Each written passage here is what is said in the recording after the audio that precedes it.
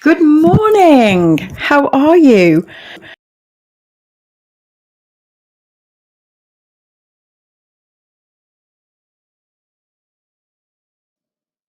There we go. Can you hear me now? Hopefully you can hear me. I'm holding the mic here. Let me know if you can hear me. Something just went a bit off with the mic. Let me just check. Are we all good? Are we all good? No, hold on. Oh, this mic is not working.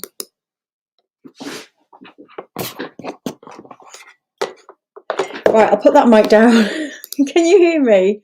You can hear me. It's coming through. It's not coming through my microphone though, which is odd. It's plugged in. Anyway, whatever. Hello. I just want to say, first of all, before I get stuck in, I just want to share a big, massive, heartfelt welcome. There's lots and lots of new people finding us because we are running the workshops on Thursday. So we have lots of new people who literally are finding us for the first time. So a massive welcome to you all. I know that a lot of people are very skeptical about what I do because it's free. The workshop is free, and that makes a lot of people nervous and they think that it's a big con, and it isn't. I promise you. I run 3 big workshops or events online a year, and the Make Art Your Living one is one that I do every year, and I love it. I just love doing them. There is a course that people can buy at the end, but honestly, there is no pressure to take the course. I really love doing these workshops, and I'll tell you why now. I read a post yesterday, a comment yesterday, and we've got an advert out for the workshops, and somebody wrote a tag saying, "Hey, check this out. I think you would be amazing to take your art forwards." And this person replied back saying, "Thank you for thinking of me, but no one's ever going to buy my artwork. I do it as a hobby, and it's just not possible for me to make a living from art. That's why I'm going to continue doing the job that I'm doing." And I just wanted to cry right there. And this guy replied back saying, "But your art is amazing and you should really get it out into the world." And she replied back just saying, No, honestly, it's just never going to happen. And I just literally there, I just wanted to cry. My eyes filled up. And this is why I run these workshops, because I replied back to that person saying, "Look, please just take part. I don't want to sell you anything. You know, I want you to take part in the workshop because I genuinely want you to walk away with a different view. You know, it's not about me trying to sell the course. Of course, the course is there if people want to take it. But I honestly, genuinely run these workshops and do them for free for this reason, because over the last 5 years of running them, if I can change one person's perception like that and turn their view around on their own art and they go on to do something, then I'm happy. Like, they can go off. And I've had people take the workshops and they go off and they say, "Thank you so much. I'm actually now starting to sell and it's changed my view." And to me, honestly, I feel like the most fulfilled person in the world doing what I do. And that's why I love doing them. And a lot of people ask me when I'm doing these workshops, "How can you do them for free?" Well, the answer to that is we have members, and a lot of the members are here now. Massive shout out to the members, because we have a subscription membership where people pay monthly to be a member of United Art Space, and we provide resources every month and share things to help them make art a living. But it's their subscription that kind of sponsors effectively these events. So I'm able to do 3 events a year, which I've always said I'd commit to. And that's how I'm able to do it. So I've set up United Art Space how I want to do it. You know, I chose how I want to run United Art Space. I want to do 3 big events a year because I love doing it. I love reaching people. I love it. And shall I say it one more time? I love it. And so anyway, I'm excited to get started, and I see those kind of comments often, and it really upsets me. It really does upset me, because I was that person. I felt, I don't want to say their name because it's private, but I was that person. I didn't believe it was possible either. And, years ago, and that's what I want to talk about today. And I will talk more about this when we hit the workshops. But what I want to say, first of all, is if you are thinking of taking part in the workshops, or you are signed up to the workshops, carve out the time to take part. It takes 1 hour a week. And not only for the workshops, but if you want to make a living doing what you love, you need to carve out the time to be working on it every single week at least. And I know it's hard. I know it's hard because, well, those who are watching, look at the state of it. I'm juggling kids, and I'm solo parenting, and thinking back to before I set United Art Space up properly, I was juggling babies at the time and a relationship that was struggling, and I'd got a job over here, and I was trying to set United Art Space up over here, and just felt like all the time it was like my life was full. And I remember reading something, and in this book, I can't remember who it was, they said, if you've got a dream and something that you want to achieve, you've got to make the time to work on it. And I'm sharing this because I've seen a lot of people saying as well recently, I just don't have time to do this. I just don't have time. I don't have time. Now, I understand. And I want to just share this statement of I don't have time, because quite often when we say I don't have time, it's either a story we're telling ourselves because we don't want to do it, actually. It's an easy one for us to come up with. I just don't have time to do it. If someone invites you somewhere, you don't really want to go. I don't have time. I'm sorry, I'm busy. It's like the first thing we'll tell ourselves because it's the thing that we'll accept. But the truth is, if you really, really want to do something, you do have the time. And it's something that I've been working on in the last week. So I'm busy. I feel like I keep saying, when people say, how are you doing? Yeah, I'm busy. Yeah, I'm good. I'm busy. And I'm running the workshops. I'm rewriting my course, and kids. I had the kids all week last week, and it was their first week back at school. There's a lot of things going on. And then at the same time, I signed up for a course. It's a book writing course because I really, really want to write a book. And I thought, this is actually insane, trying to do a course right now whilst I've got all of this going on. And I nearly didn't sign up to it. I did it in February and they've released it again.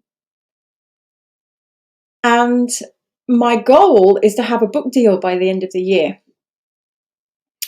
So last week, the course started on Monday last week, and I've got a to-do list as long as, the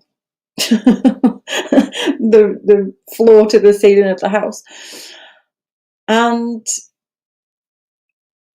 I nearly said to myself, I just don't have time. I just don't have time.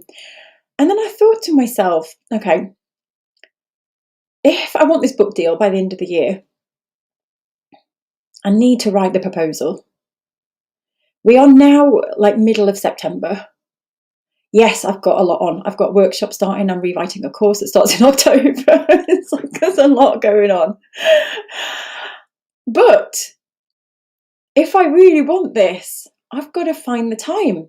So that made me realise in that moment that when we say we don't have time, we do have time. What it usually means is we don't have the bandwidth. Now, I'm just speaking from my own experience here.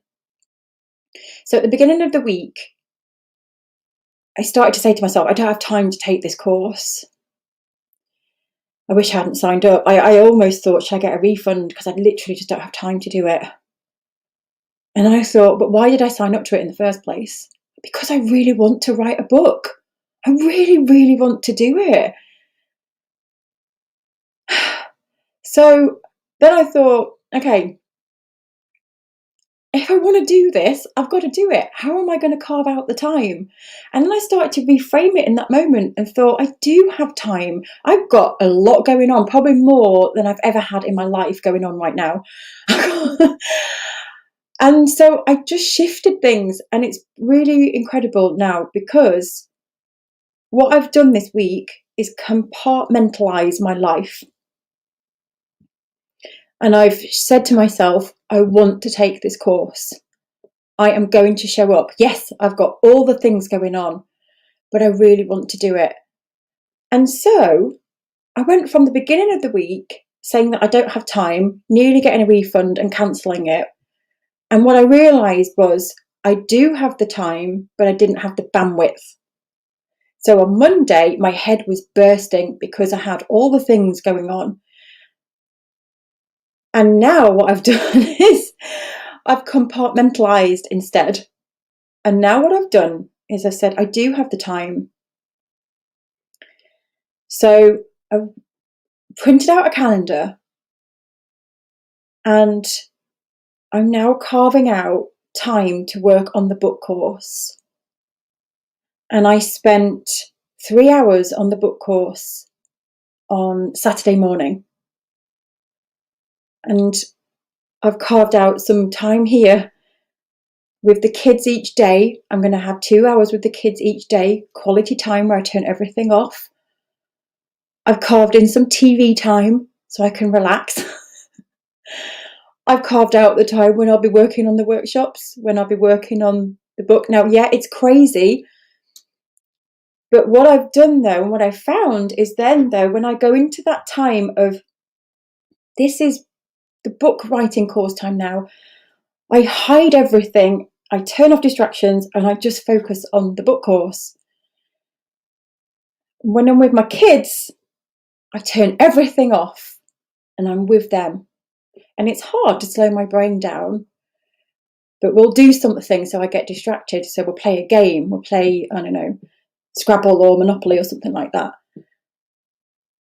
And then when I'm working on the workshops, I'm working on the workshops and I've turned everything off. Now, I've got ADHD, so it's hard for me sometimes to just focus on one thing. But I found this week that I have surprised myself with how much I'm getting done. Now, I will hold my hands up. I've made some big mistakes. If you got an email from me at the weekend, you will notice that the title says The Storm Before the Calm, where it should say The Storm.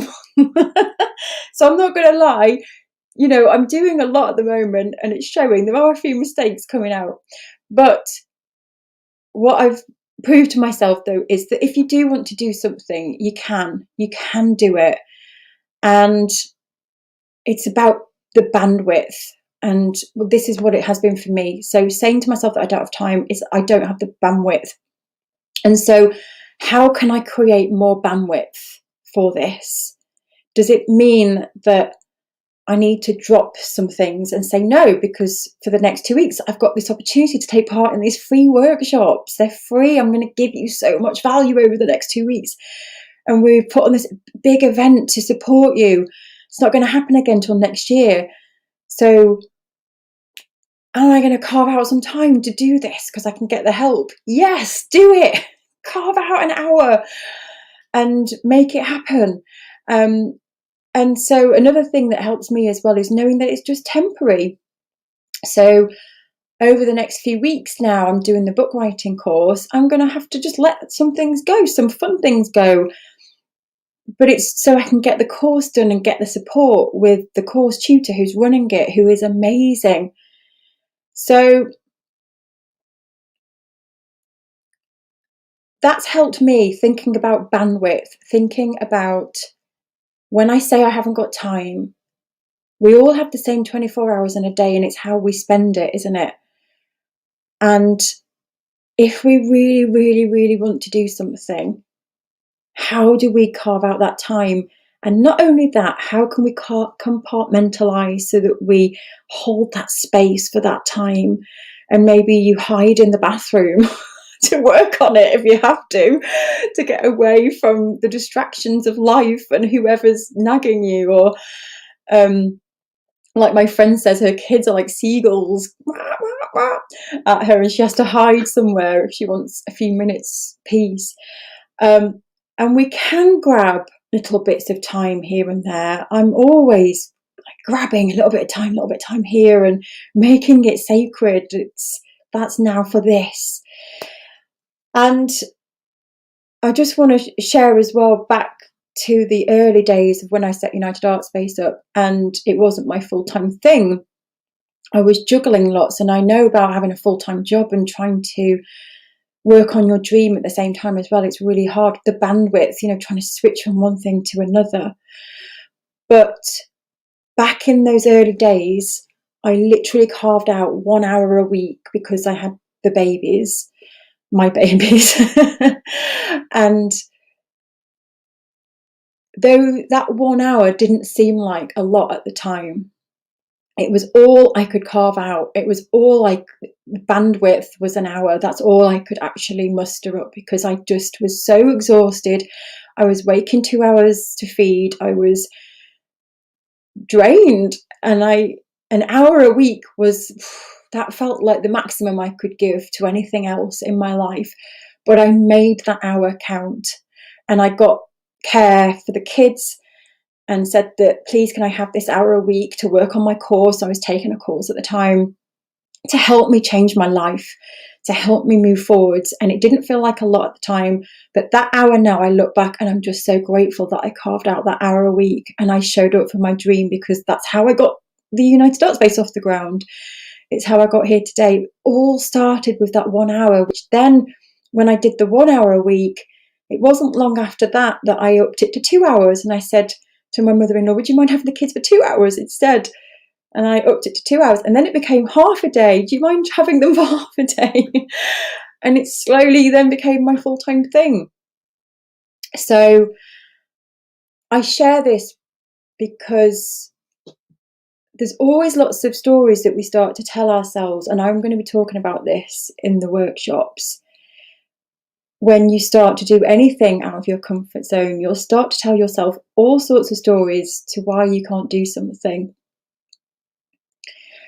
And when you really decide what it is that you want to do, carve out that time and make it happen. And when it gets tough, and it will get tough, still show up. It's okay to have some time off, of course. It's okay to just stop and go, I'm going to have a few weeks off now. But come back to it, because that's the other thing that has helped me as well over the years, is holding on to the dream. And I've kept going and kept going and kept going, even when people started to lose faith in me. When I first had the idea of United Art Space, and I was really excited, and everyone else around me was excited, going, gosh, yeah, I can really see you doing this. It'll be amazing. And then a year after, I still hadn't really got anywhere, and everyone was still going, yeah, keep going. I'm sure you'll get there. And then year 2, and things went wrong, and I lost money, and I was struggling, and it was starting to show. And then some people started to say, yeah, do you think it's not going to happen? Maybe you should start getting a job. Do you regret now doing art? And those people started to come into my head, and I was like, oh my gosh. And I could slowly see all the people around me dropping like flies, the people who believed in me, boom, boom, boom, off they go. And I was like 5 years in, still struggling, still holding on by a thread to my dream, with only a couple of people still believing in me, probably 2 people at that point. Everyone else had kind of, given up, and was starting to say, you really need to get a job now. You really need to get a proper job. And it was tough to still keep holding on by that thread. But every week I still kept showing up for my dream, still kept carving out that time, even though I was starting to lose the faith as well. It's so important to just keep going, keep carving out that time, even when it's so tough. Because, I mean, looking back now, I realised this week I met with my business coach. She was the first coach I had 10 years ago when I first said that I wanted to run my own business. It was 10 years ago next year. And that's when United Art Space first came into existence as a physical studio space. And it was a flop. I tried and I did my best. It was a big flop. And then it turned into something else, and it turned into something else. But it was 5 years ago, and that's when I really feel like United Art Space was properly born 5 years ago when I took it online.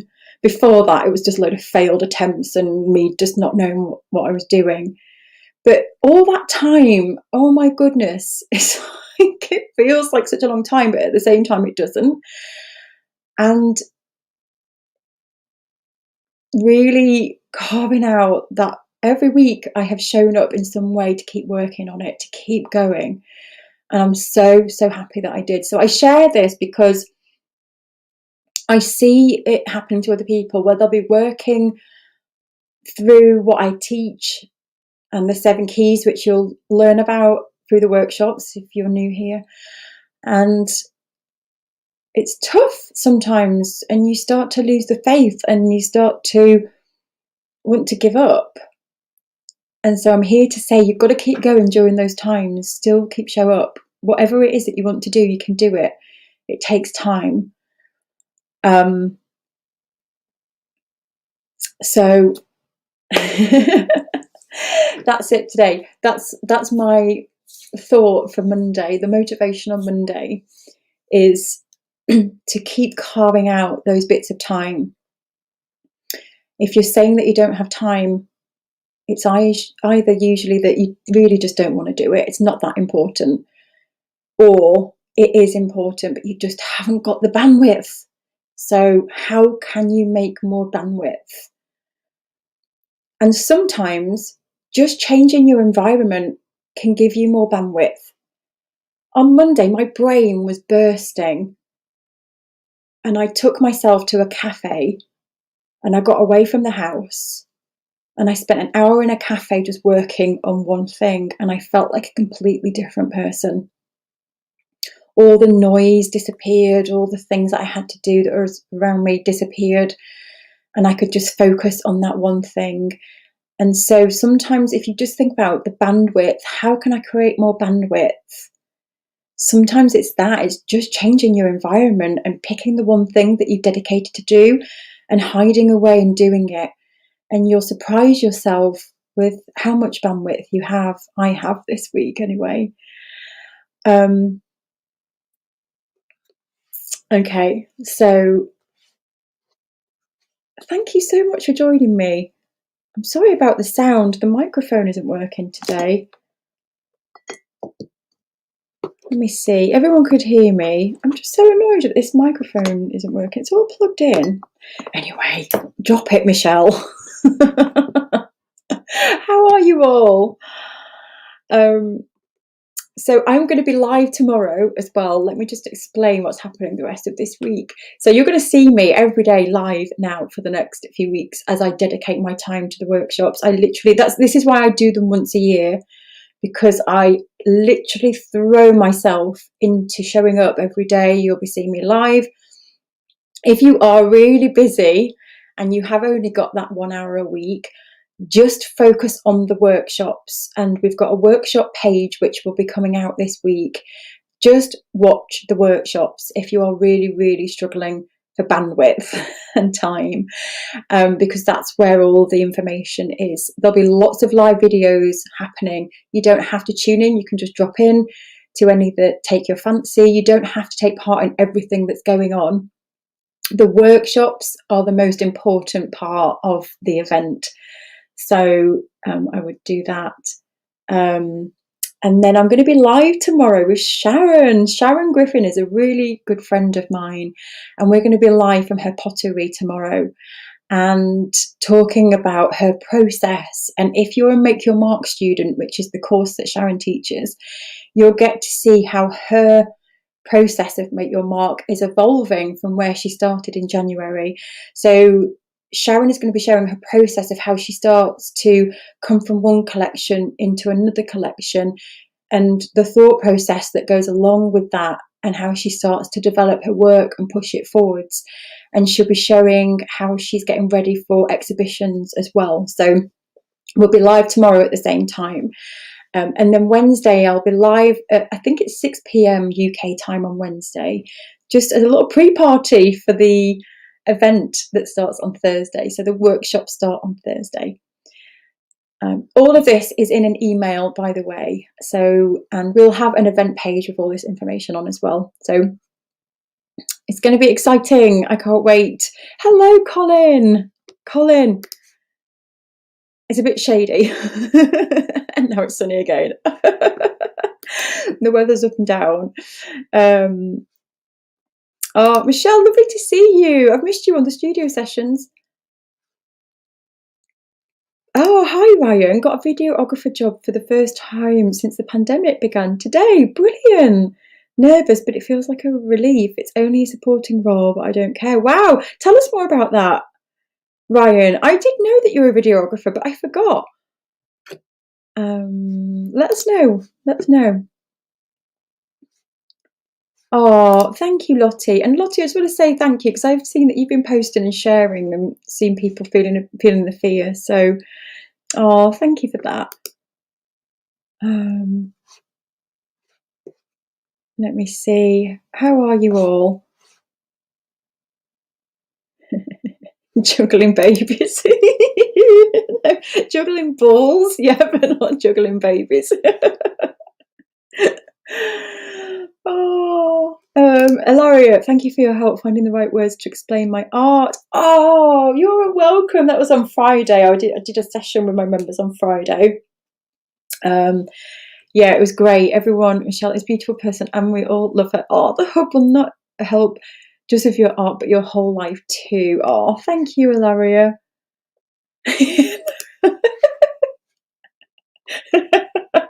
Yeah, I better take that one back, hadn't I? I'll just, yeah, I did not literally juggle them, but you know.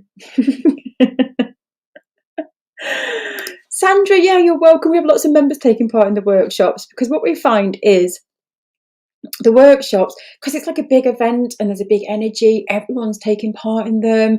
It gets really exciting. There's loads of ideas that are popping around. So I recommend, if you've got the bandwidth, to take part in them, because they really do help invigorate your steps through the 7 keys again as well.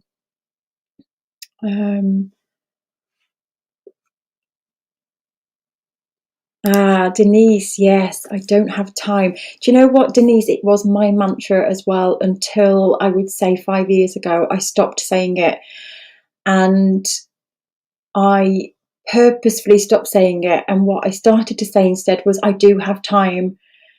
And I wrote it on a blackboard. I do have time. I have the same 24 hours a day. And it's what I do with those 24 hours that count. And from that day, I stopped saying it, because one day I realised I must have said I don't have time. Literally, I must have said it 50 times. And since I've stopped saying it, it will slip out every now and again. But I say now, I do have time. So how am I going to order my time this week? So it's been transformational. It's really surprising how what we tell ourselves, how it transforms. I've been saying a lot recently, I'm busy, I'm busy, I'm busy. I'm going to stop saying that now. I'm just going to stop saying it, because I think it's feeding something in my head that's not healthy. Oh, Michelle, thank you for that.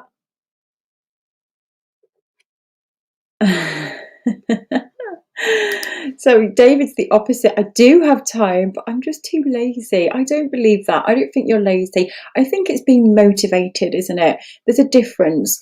I don't think you're lazy, David, because you show up and you turn up to these live sessions and you turn up to the group and you show up and you want to make your art and you've made that clear. So I think it's a motivational thing. That's just my perception of just getting started and having purpose as well, having a reason to make a start on something. So those kinds of things. I don't think it's laziness. I think it's that.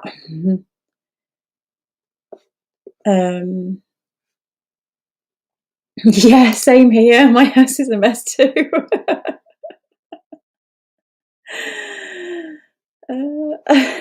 Yeah, I love this. You can auction the rights to do a chapter on cornflakes. Yeah, the thing is, the book is in me. It's already in me. And I'm actually really excited about writing it. I've turned a corner with the course. It's really interesting taking a course because I'm writing one myself. How the first time round taking it, there's a lot to process. There's a lot to take in. I had imposter syndrome. I felt the fear. And I'm taking the course for a second time and I feel like a completely different person taking it again. And I'm seeing things that I didn't understand the first time round and now they make sense.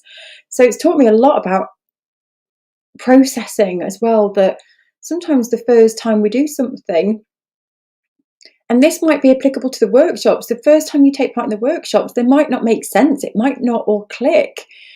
The second time you go through it, it will. So it is for me anyway. We all process information differently, don't we?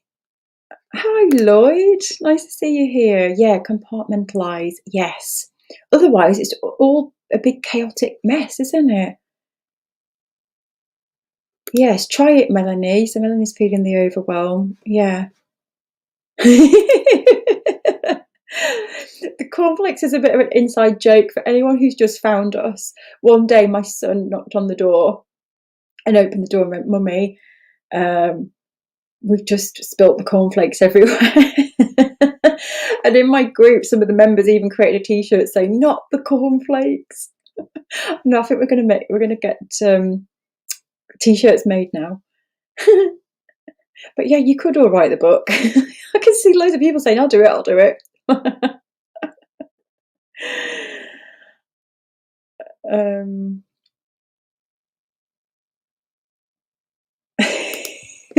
The strong in the storm.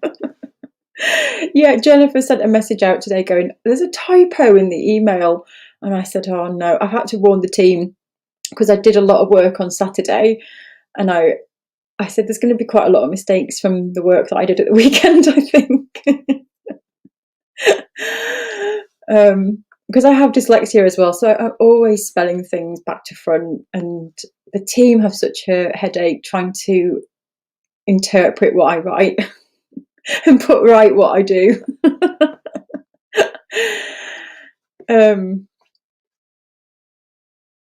Yeah, carving out the time. Also, I didn't bring it upstairs with me, but this is something so simple but so transformational. On Monday, my head was spinning. I was like, oh my gosh, I've signed up to this course. Am I crazy? I'm doing the workshops. I'm still editing the 7 keys. I've got to record the 7 keys. And, there was like, oh my gosh, this is insane. There's so much going on. And I've got things that I do, but when it gets busy, you forget what you do that helps. And one thing that helps me is to just print out the week on a calendar. And I literally just print the week out. And it's compartmentalizing again. And I go, right, I've got to film the 7 Keys course. I've got to edit the mindset lessons. This is actually what I've got to do. I've got to do week 1's homework for the book writing course that I'm doing. And then I literally just weave it in the calendar. So, right, if I do the recording here, then I'll do the editing on this day. And I literally just write it out on the calendar, because then what happens? So today, I'll tell you what I'm doing today. After I've done this, I'll be going to have a shower and to, wash my hair.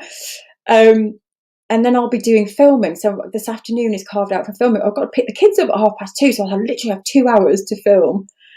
And then tomorrow, it moves on to something different. But what it means is I don't have to worry about the workshops yet, because the workshops, I'll be thinking about those Tuesday afternoon and Wednesday. That's the time I've got for those. So it stops you thinking about all the things in one go, because that's what I was doing last Monday. Oh, I've got to do the filming. I still haven't done the mindset lessons. I still haven't done this. Oh, and the kids I've got to email swimming. You sit there and you start to think of all the things. Oh no, stop. So download all the things, and then on the calendar, when will you do them? And now I don't have to worry about all those things because I know that they're coming up. So that one thing honestly has transformed the whole week last week, from feeling quite erratic and all over the place to now just going boom, boom, boom. Right, today, what is the one thing I'm doing today? And I just feel so much more in control now as well. So, and I'm really proud of myself because I didn't quit the course, I didn't get a refund, and I've just handed in my homework. So this morning, the plan was to have a shower this morning, but what I ended up doing was submitting my homework, because the homework is more important than the shower. Was this morning anyway. And I submitted it and I was like, yes, I literally just got week 1 done and missed everything else that's going on in my life right now. And it felt like such an achievement. And yes, there was spelling mistakes in everything that I did this weekend, but I did my homework. So yeah, it's funny. But in all seriousness, no, you don't have to juggle all the balls. Like, I'm pushing myself this week.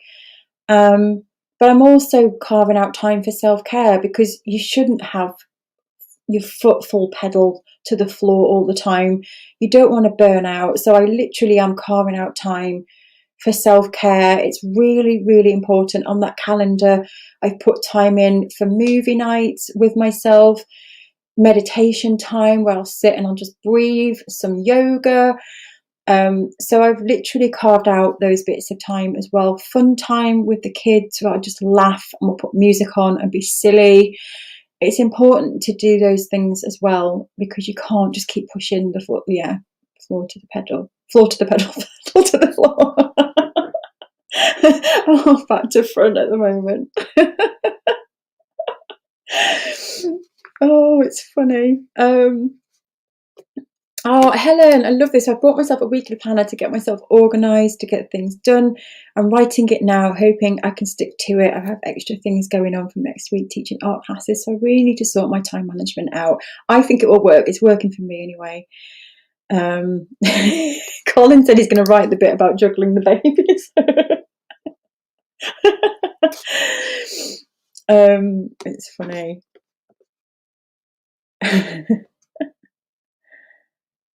This is a good one now, Susie. So you've just thought, yeah, this is a good one. So I have time but procrastinate so much. I've signed up for 3 courses to try and motivate myself. So I need to compartmentalize my life. So this is a really good one. It's also just knowing the boundaries as well, and how far to push yourself. So I work in 3s. I will never do more than 3 courses at a time, or follow 3 people that I'm learning from at a time. I'm always learning. I carve out time every week to learn. And at the moment, though, I'm focusing just on the 1 course because I don't have the bandwidth for the 3. So it's knowing the boundaries, and that's what I've had to say to myself. I'm in a membership. I can't commit to that right now. The course is the only thing that I can focus on.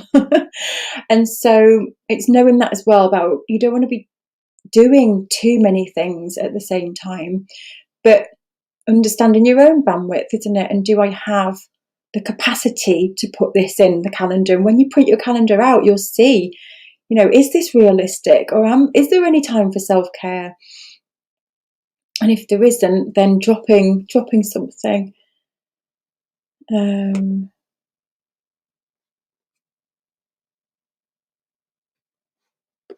So Les, would it be possible to have an accountability group for the members that want to really do the workshop?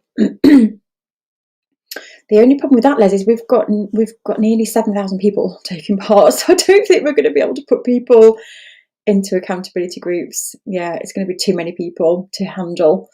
It's a really great idea. Let me think about that. But yeah, we've got 7,000 people signed up so far, which is like the most we've ever had for these workshops, which is brilliant.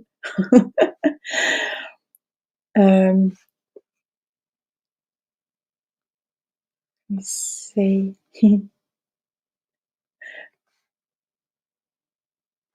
Yeah, it does.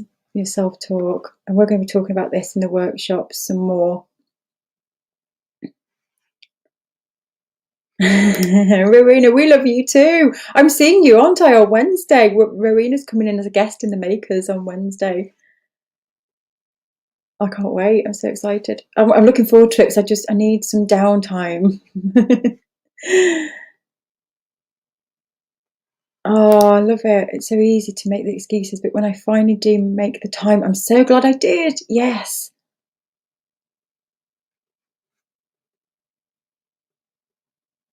Yeah, it's hard when you have a knockback.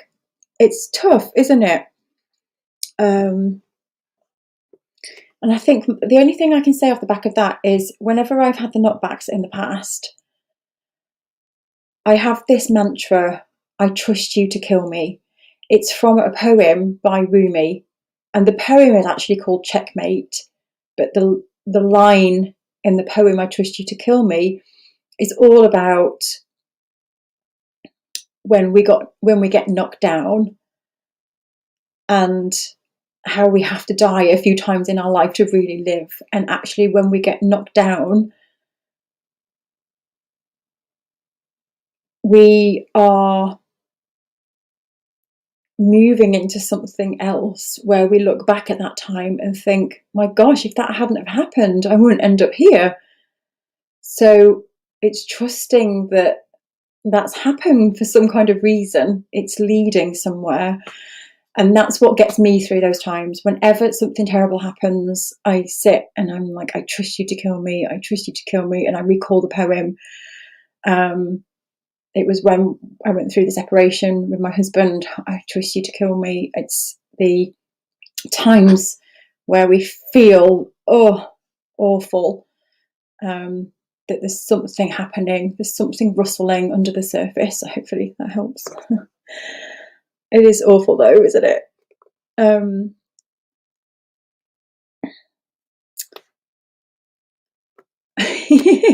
I am actually. My granddad was from Dublin. So does that make me half or a quarter? I don't know.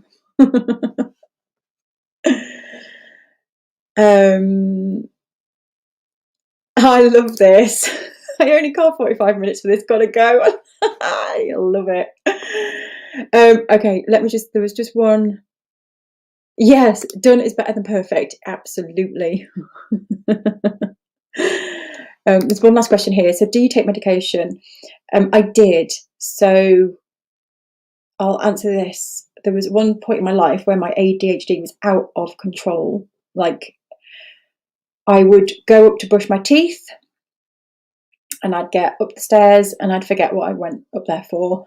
And I'd go back down and I remember I've got to go and brush my teeth, and I would go back up. And one day this happened, it must have been 10 times. I kept going back upstairs and forgetting and coming back down. And at that point, I was devastated because I thought I was actually losing my mind. And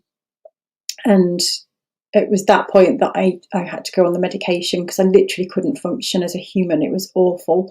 Couldn't even brush my teeth. It was just every time I got upstairs, kept forgetting because my brain was so consumed, so distracted.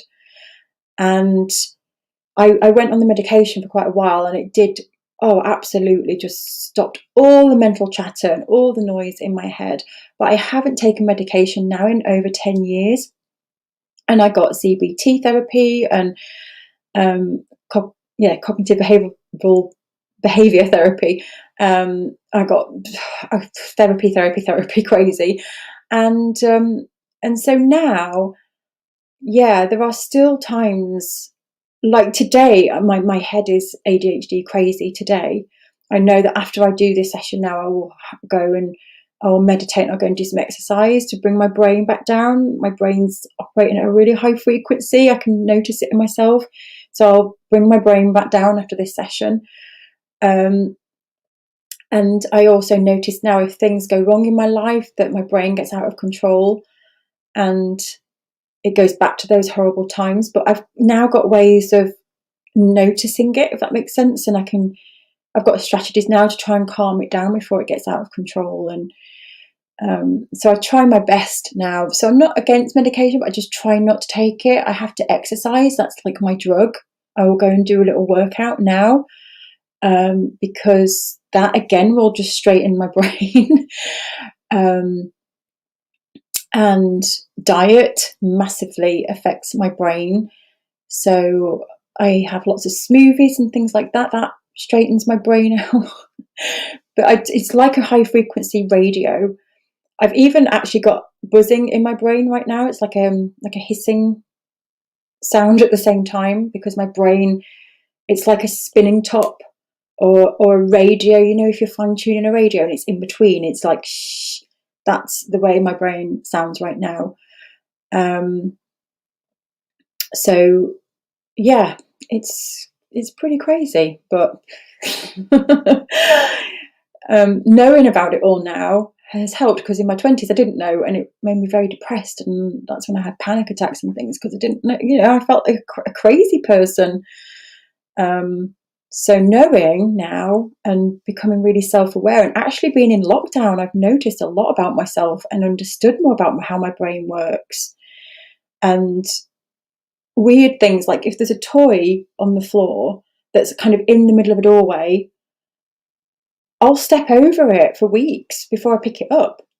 And then when I go to pick it up, I go, I've seen this toy, like my brain has seen it, and part of my brain has thought you should pick that toy up.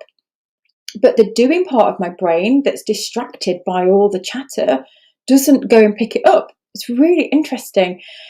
And I've just learned that about myself in the last year being in lockdown. And I used to beat myself up about why haven't I picked that toy up? Now I know I did see it, but the doing brain didn't see it or take action on it because of the mental chatter that's going on.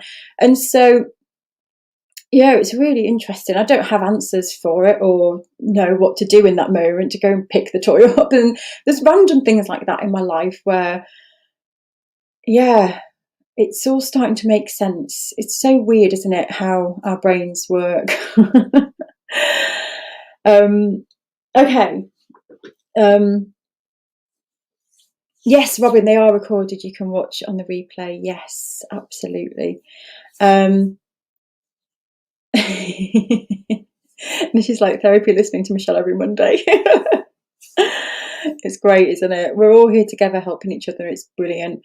I'm going to go now. I'm going to go and have a little workout. I'll go and work out. I'm going to go and meditate, slow the frequency in my brain down, and then do some recording before the kids come back. And then, yes, I will see you all tomorrow. If you can join us, I'll be live with Sharon. We'll have some chat time tomorrow. Everything's on a replay. You don't have to watch live. You can watch it at your own time. And if you miss things, don't beat yourself up about it. You know, there's enough stuff going on. If you're taking part in the workshops, just do the workshops. Okay. Don't feel you have to consume everything. Have a wonderful, wonderful week, everybody. I will see you all soon. Take care. Thank you for joining me.